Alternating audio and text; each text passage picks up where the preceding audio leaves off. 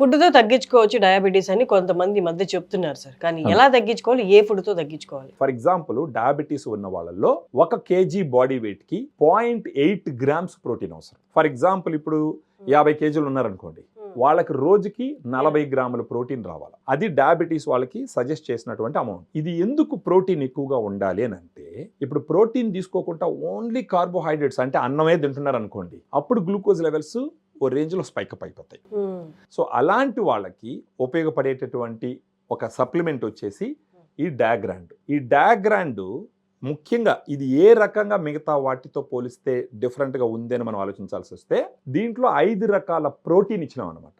ఎందుకంటే డయాబెటీస్ వాళ్ళకి ఒక రకమే ప్రోటీన్ ఫుల్గా ఇస్తే మాక్సిమం అబ్జార్బ్ కాదు. 5 రకాల ప్రోటీన్ కూడా ఏదని మీరు నన్ను అడిగినారంటే, ఒకటి వచ్చి వే ప్రోటీన్, కెసిన్ ప్రోటీన్, తర్వాత brown rice protein. Brown rice గురించి మీరు వినే ఉంటారు, డయాబెటీస్ ఉన్న వాళ్ళు బ్రౌన్ రైస్ తినమంటారు. ఆ బ్రౌన్ రైస్ నుంచి తీసినటువంటి ప్రోటీన్. ఇంకొకటి పచ్చి బట్టన్నాలు, గ్రీన్ పీస్ అంటారు కదా, దాంట్ నుంచి తీసిన ప్రోటీన్. ఇంకొకటి వచ్చి సోయా ప్రోటీన్. సో ఈ విధంగా 5 రకాల ప్రోటీన్స్ ఈ పౌడర్ లో ఇవ్వడం జరిగింది. ఉదయాన్నే గాన తాగినారంటే నీళ్ళల్లో కలుపుకొని, వాళ్ళకి జరిగేది ఏంటంటే ఫస్ట్ వాళ్ళకి ఆకలి తగ్గుతుంది. ఇలాంటివి ఒక మంత్ కి 3 టిన్స్ వాడుకోవాలి.